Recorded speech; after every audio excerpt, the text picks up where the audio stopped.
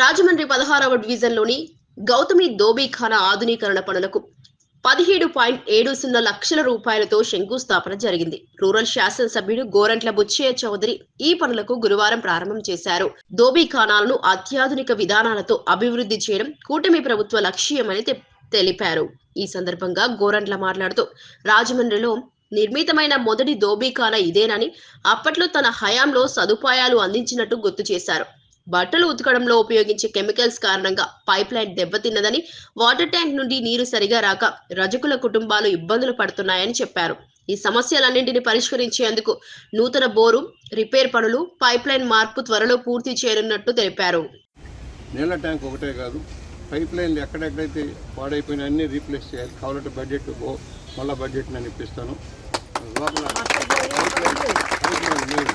Pipe line బండలన్నీ బాగానే ఉన్నాయి, రెండోది జంగిల్ క్లియరెన్స్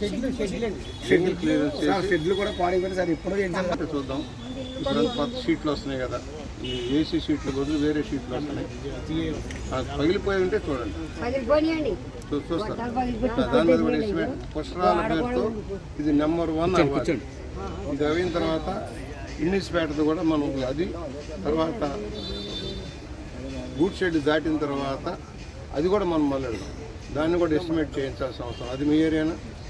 మీది కాదు. సమాధులు దాటిపోయిన తర్వాత కోటిపల్లి బస్ స్టాండ్ దగ్గర నుంచి వెళ్ళే శ్మశాన వాటిగా అయిపోయిన తర్వాత కైలాస భూమి దాటిన తర్వాత ఉంది. అక్కడ ఒక ఘాటు కట్టాలి. ఘాటుతో పాటు ఇది కూడా మనం కంప్లీట్ చేద్దాం. దాన్ని ఎస్టిమేషన్ చేయించండి. ఇది జంగిల్ క్లియరెన్స్ కావాలి. ఎక్కడ కూడా ఒక పాము పూరు కట్టడానికి వీల్లేదు. ఇప్పుడైతే శుభ్రం అయిపోయిందో పాముల పూరులు రావు. ఎందుకంటే ఆవ ప్రాంతం కనుక పక్కన ఆవ ఉంది. ఆవ వల్ల డెవలప్ అయిపోతే అసలు రావు. డెవలప్ కానీ చాలా పాములు ఉన్నాయి సార్, ఇక్కడ చాలా ఎక్కువ పాములు. మీరు దాని మీద స్పెషల్గా పెట్టి పాములు పెట్టేవాడిని పెడతారు, ఎవరిని పెట్టి మొత్తం క్లియరెన్స్ మిషన్ పెట్టండి. మిషన్ మీ దగ్గర మిషన్ ఉన్నాయి కదా సార్, మాది ఇక్కడ